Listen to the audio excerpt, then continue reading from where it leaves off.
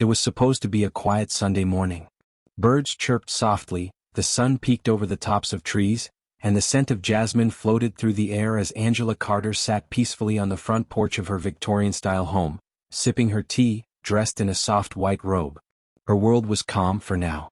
What she didn't know was that within moments her peaceful morning would be violently interrupted, not by accident or chance, but by the weight of prejudice wrapped in a badge.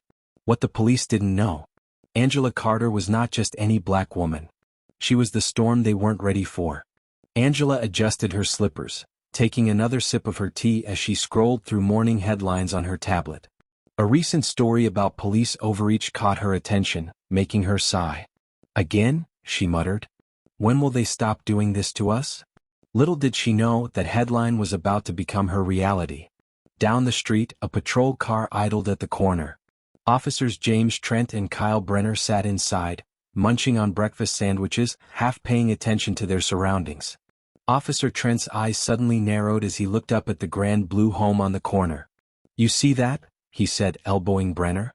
"Yeah, what?" "Her. Sitting on the porch." "That doesn't look right," Trent grunted. Brenner shrugged. "Maybe she's visiting?" Trent scowled. "Or squatting. Let's check it out." And just like that, two white officers, fueled more by bias than probable cause, turned a calm morning into a nightmare. Angela heard the screech of tires and looked up, confused. The patrol car rolled up quickly, both doors flying open. "Ma'am, we need you to step off the porch." Trent barked, hand already resting on his holster. Angela blinked, startled. "Excuse me? What's going on?" "This property has been reported as suspicious," Brenner added. "Suspicious?" Angela repeated, standing slowly. "This is my home." "What are you talking about?" "Ma'am, don't make this harder than it needs to be." "ID now," Trent ordered. Angela, still calm, reached into her robe pocket for her phone. "I'm calling my lawyer." "Don't move," Brenner yelled. Angela froze. "I said I'm getting my phone." "You asked for ID. Put it down," Trent shouted, drawing his taser. Angela's heart raced. "You're threatening to tase me on my own porch?" she asked, stunned. "Don't make us drag you off," he warned. And just like that, without further warning, Trent lunged forward, grabbing Angela by the arm. Brenner followed, yanking her other wrist. "Stop. Let go of me," she screamed as they dragged her down the steps, her teacup shattering behind her. Neighbors peeked through curtains, some filming, others frozen in disbelief. Angela was thrown onto the grass, arms pinned, robe flying open in the scuffle. "I'm calling internal affairs," she shouted. "I am the internal affairs." But they weren't listening. "You're under investigation for trespassing and resisting." Trent snarled, pressing her face into the ground. "You've made a serious mistake," Angela growled through clenched teeth. "You don't know who I am." "Oh yeah," Brenner chuckled. "Another YouTube lawyer?" "No," she hissed. "I'm Deputy Inspector General for the Department of Justice." The officers froze. But before they could react, another car, sleek, black-tinted, pulled up fast. A tall black man in a suit stepped out. "Get your hands off her, now," he shouted. It was Marcus Hill, Angela's longtime friend and FBI liaison. "Sir, we're handling this," Trent said smugly. "Oh, you're handling it?" Marcus pulled out his badge. "Well then, allow me to handle you." That's when the neighbors started really recording. Angela stood slowly, brushing herself off, her voice deadly calm. "I gave you a chance to back down," she said. "Now you'll face the consequences." The officers looked shaken, but before any more could be said, another patrol car pulled up. Only this time it wasn't backup for them. It was Captain Reyes, Angela's ally from a past corruption case. Her face was stone cold. "You two are done," she said bluntly, eyes locked on the officers. But it wasn't over. Inside her house, Angela's home security footage was already uploading to the cloud. She turned to Marcus. "They're going to lie. We need to move fast." "Already on it," he replied. "But it gets worse," Angela said, her expression darkening. "What do you mean?" he asked. Angela looked toward her neighbor's house, the one across the street where the original complaint came from. "This wasn't random. Someone targeted me, and they knew exactly who I was." Marcus paused. "You think it was a setup?" "I don't think," Angela replied. "I know." And then the front door creaked open slowly. Standing there was Angela's teenage goddaughter, Keisha, shaking, eyes wide with fear. "Auntie," she whispered, "I think they bugged the house. I heard something clicking in the vent before they showed up." Angela's blood ran cold. "Get inside," she whispered. But as they turned to enter, a flash came from the neighbor's window. Camera lens. Watching. Recording. Possibly streaming. Angela turned to Marcus. "This goes deeper than racist cops." He nodded grimly. "This smells like someone in the system. Someone high up." Angela clenched her fists. "Then we bring them all down." But just then, a shot rang out. Glass shattered on the porch. Keisha screamed. Marcus dove over Angela. And somewhere across the street, someone vanished behind a curtain. The war had just begun. Don't forget to like, comment, and subscribe for more powerful stories that uplift Black voices and expose hidden truths. Glass sprayed across the porch as a bullet tore through the window, splintering the frame and sending Keisha into a scream. Marcus tackled Angela to the ground instinctively, shielding her with his body while Captain Reyes drew her weapon, eyes scanning the street. "Get down. Get back in the house," she shouted, grabbing Keisha by the arm and pulling her inside. Angela scrambled up, adrenaline flooding her veins. "Who the hell just shot at my house?" she barked, eyes burning with fury. Marcus stood up slowly, brushing glass off his suit. "They're escalating. Whoever's watching us wants to send a message." Angela's jaw tightened. "Well, so will we." Back inside the house was chaos. Keisha trembled in the hallway while Captain Reyes secured every room. Angela moved with purpose, straight to the wall panel behind her bookshelf. With a quick twist of her wrist, she revealed a hidden safe. Inside, a hard drive, a burner phone, and a dossier marked classified, Doge internal. She turned to Marcus. "This isn't just about race. It's about exposure. I've been investigating dirty cops, corrupt judges, and private contractors funneling money through enforcement departments. I've stepped on powerful toes. And now they're stepping back," Marcus added grimly. "So we step harder," Angela said. She looked at the hard drive. "This has everything: wire transfers, body cam redactions, names of rogue officers and the politicians protecting them. We need to get this to a secure DOJ terminal," Marcus said. "No emails. No cloud." "Already planned," Angela replied. "We take the drive straight to the field office downtown. But first, I need to know who made the call that got those 2 officers here this morning." Meanwhile, Officers Trent and Brenner were holed up in their precinct, pacing nervously. "She's DOJ?" Brenner hissed. "We're dead. We're freaking dead." "Calm down," Trent growled. "They can't prove anything." She resisted. "We followed protocol." "Protocol?" "We dragged a federal official off her porch on camera." "Genius." Brenner snapped. "You think the department's gonna back us now?" "Someone will," Trent said, more to himself than anyone else. He pulled out his phone and texted a name listed only as Oakwood. The reply came instantly, "Hold tight. Cleaners are coming." Trent stared at the message, heart racing. He knew what that meant. Not janitors. Not evidence cleanup. Something far worse. Back at Angela's home, Marcus pulled surveillance footage from the neighbor's house across the street using a mobile FBI data interceptor. The camera in the window had been streaming. Angela leaned over his shoulder. "Pause it. Zoom in." The frame froze on a pale hand adjusting the lens. A ring, a thick, gold band with a military insignia. Angela's eyes narrowed. "I've seen that ring before." She rushed to her study, rifling through files. Come on, there." She held up a surveillance photo from a 2018 corruption probe in Louisiana. The same ring. Same hand. His name's Colton Reese. Now working private security. He was hired to silence whistleblowers, permanently. "Why's he in your neighborhood?" Marcus asked. "Because whoever's coming after me isn't just in the police," Angela said. "They're in the entire system." Just then the doorbell rang. Everyone froze. Captain Reyes raised her weapon. "Stay behind me." She crept toward the front door, checking the peephole. A delivery van. But the driver wasn't in uniform. "Do not open that," Marcus warned. But Keisha, still shaking, whispered, "I think he left something."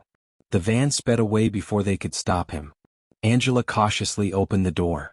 Sitting on the welcome mat was a small black box with no return label. She picked it up, heart thudding, and opened it.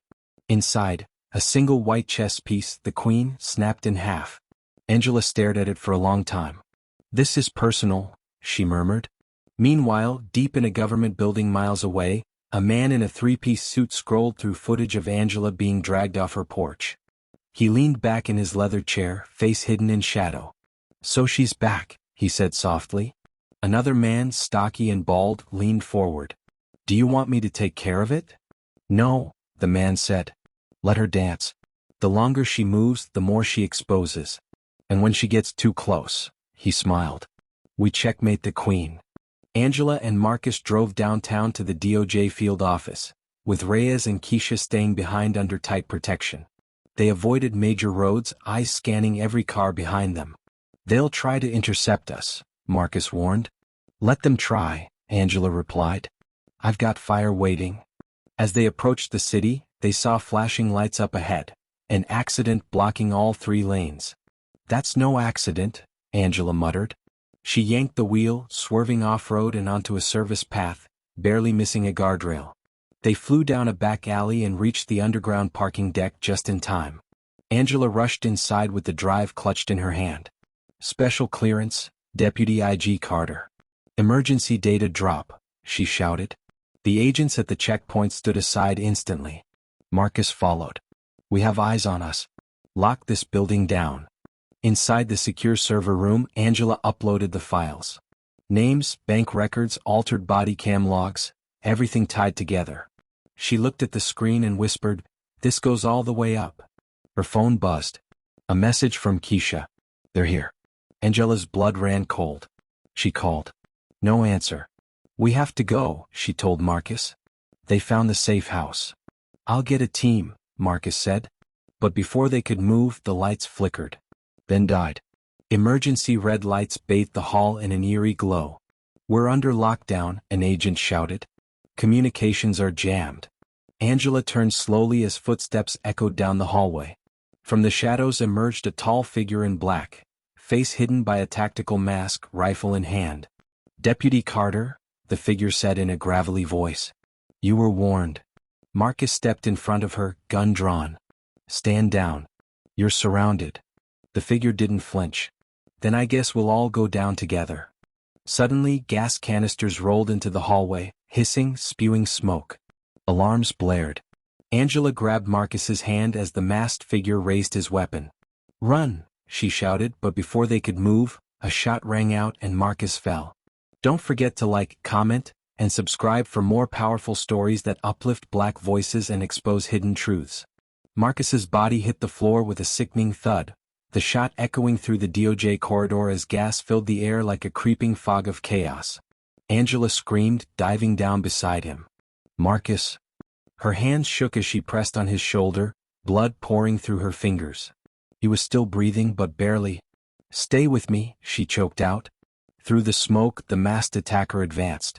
But before another shot could be fired, red lasers lit up the hallway. "Drop your weapon," barked a voice over the intercom. "Federal security, stand down." The masked figure turned and disappeared into the smoke like a ghost. Agents swarmed the hall. Angela screamed at them, "Get me a medic. He's losing too much blood." Moments later, Angela sat in a secure debriefing room with her blouse stained red, her face tight with fury and fear. Marcus was being airlifted to a trauma center.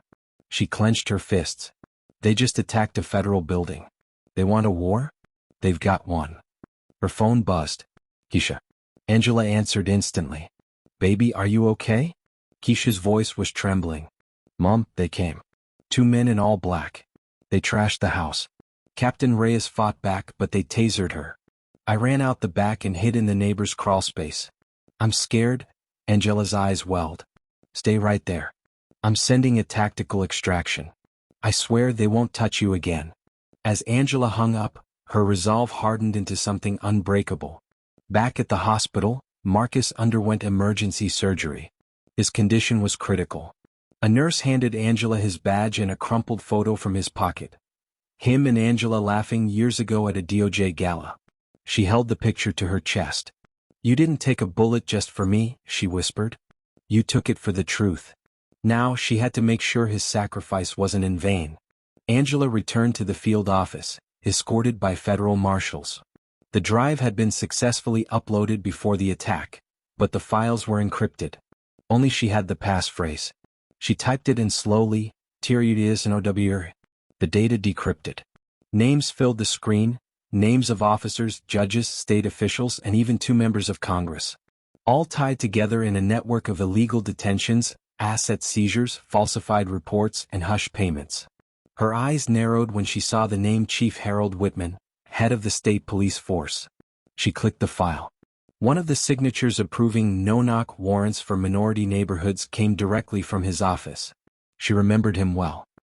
He tried to block my appointment 5 years ago, she whispered. Now I know why. But that wasn't all. There was video. Body cam footage redacted in public but archived in full here. Angela clicked one. It showed Officer Trent, dragging a handcuffed teenager into an alley, slamming him against a dumpster, laughing with Officer Brenner. The boy screamed, "I didn't do anything." Trent punched him and said, "That's for walking in my neighborhood." Angela sat back in horror. There were dozens of these. And yet the officers were still on patrol. Protected. Promoted. She called the Attorney General. "Sir, it's Deputy Inspector Carter.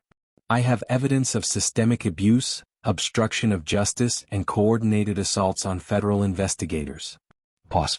Then, "Angela, I believe you. But we have to be careful. If we go public too fast, they'll disappear."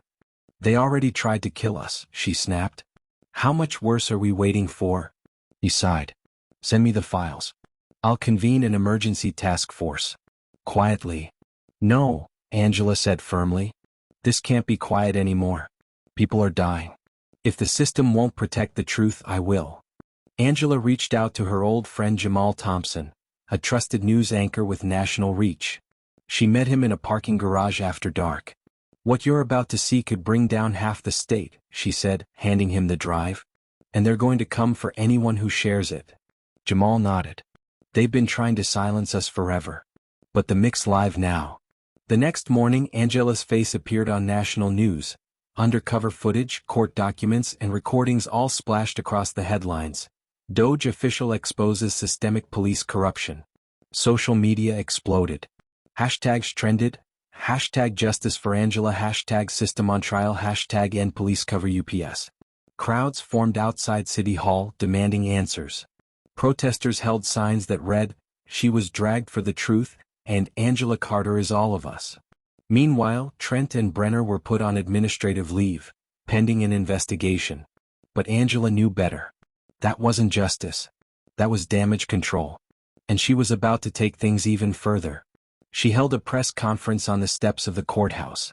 "I was dragged from my porch by men who saw my skin, not my badge. But let me tell you something, they messed with the wrong black woman. I am Deputy Inspector General Angela Carter, and I am here to put this entire corrupt machine on trial." Cheers erupted from the crowd. But behind the scenes, the shadowy figure from Part 2, the one in the suit watching from the government office, slammed his fist on a desk. "She wasn't supposed to survive," he muttered. His assistant entered. "Sir, we found her daughter.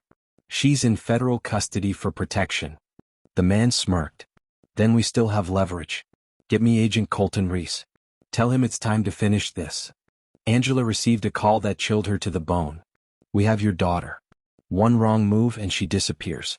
Stop the investigation or bury your child." Angela's hands trembled as the line went dead. She dropped to her knees. Her daughter, the only family she had left, was now a pawn in this wicked game. But Angela Carter wasn't done playing. She looked up, eyes blazing. "They want a final move?" she said. "Then I'm flipping the whole damn board." Just then her phone buzzed with a new video message. Angela opened it and screamed. On the screen, Keisha, gagged, tied to a chair. Behind her, the masked man held a gun to her temple. He leaned into the camera and said, "Your move, Madam Inspector." Angela stared at the screen, frozen, heart slamming against her ribs as the masked man pressed the cold muzzle of a gun against her daughter's head. Keisha's terrified eyes pleaded through the gag as the man's voice echoed through the dark video feed.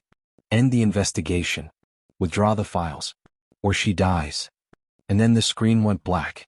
Angela collapsed against the desk, gasping. Her world had turned upside down in seconds. Not even during her darkest cases had she ever felt so powerless. But then something inside her clicked, the way it always had when justice demanded more than fear. She wiped her tears, stood up straight, and called the only person she could trust with both power and guts, former Navy SEAL and U.S. Marshal Andre Deeks. He owed her a favor. A big one. "I need your team," she said through clenched teeth. "They've taken my daughter. And I have no time for rules." Andre's voice was low. "Send me the last known coordinates. We're moving in tonight." As she did, Angela simultaneously activated a federal-level trace protocol through DOJ Tech Ops. Within minutes, satellite heat imaging cross-referenced with burner phone pings locked onto an abandoned warehouse 30 miles outside the city, high fencing, no security cameras, infrared spikes detected. It was a black site. Off the books. Meant to make people disappear. Not tonight. As Andre's Black Ops team geared up, Angela prepared herself. She wasn't staying behind. She strapped on a Kevlar vest, pulled her badge tight to her chest, and loaded the sidearm she hadn't used in years. "They dragged me off my own porch," she whispered. "Now I'm walking into theirs." The tactical van cut through the darkness. Inside, Angela studied the layout of the warehouse. "They'll expect us at the front," Deeks said. "So we hit them from all four sides. No warning. No hesitation." Angela's eyes were cold steel. "I want Keisha out first. Then we burn everything they've built to the ground." The van stopped half a mile out. The team slipped into the woods, then moved silently toward the warehouse perimeter. The signal jammer went live. No phones in. No backup out. It was war. Meanwhile, inside the warehouse, Keisha whimpered in the chair, wrists bloodied from fighting her restraints. The masked man checked his watch. "Your mom has 15 minutes. She better choose wisely." But he didn't know Angela Carter. Suddenly, boom. A flash grenade shattered the silence, followed by deafening gunfire as agents stormed the compound. Chaos erupted. Smoke. Shouts. Tactical lights slicing the dark. Angela was in the center of it all, moving like fire. Two guards lunged, she took one down with a gut punch, disarmed the second with a precise shot to the shoulder. She moved like she had nothing left to lose, and everything to protect. Deeks reached the back room first. "Clear," he shouted, finding Keisha. She was alive. He cut her free as Angela stormed in seconds later and pulled her daughter into her arms. "Mama," Keisha sobbed. "You found me." Angela clutched her tight. "I will always find you. No matter what." But the masked man was gone. Slipped through a side tunnel. A tracker was deployed, but the trail was cold. Angela didn't care. Not tonight. Keisha was safe. And now it was time to finish what they started. Back in the city, Angela delivered the evidence package to the Attorney General in person. "You wanted quiet," she said. "Now you've got to roar. Make it count." Within 48 hours, arrest warrants were issued. Police Chief Whitman was led out of his mansion in cuffs. Trent and Brenner were arrested live on air, faces shoved into squad cars. Even the congressmen tied to the scandal were subpoenaed. The story dominated headlines. Nationwide sting brings down corrupt police network, led by the woman they dragged from her porch. Angela held a public press conference with Keisha by her side. "You saw them rip me from my own home," she said into the sea of cameras. "But I didn't fight back because I was angry, I fought because I believe in justice. And justice is coming. Not just for me. For every black mother. For every father. For every child who's been told their life doesn't matter. We matter. And we're done being silent." The crowd erupted. Protesters cheered. Banners flew. But most of all, people saw that a system could be shaken. And that one voice, one woman could spark the fire. A week later, Angela visited Marcus in the hospital. He was awake, pale but smiling weakly. "I missed all the fun, didn't I?" he joked. Angela smiled back, tears in her eyes. "You didn't miss it," she said. "You helped make it happen. And we're not done yet." He nodded. "Never are." And as Angela walked out of the hospital and into the sunlight, Keisha at her side, hand in hand, the world seemed a little different. The fight wasn't over. But justice had found its voice. Angela had been dragged off her porch. But she walked right back into power. And this time, she wasn't alone. The end. Don't forget to like, comment, and subscribe for more powerful stories that uplift Black voices and expose hidden truths.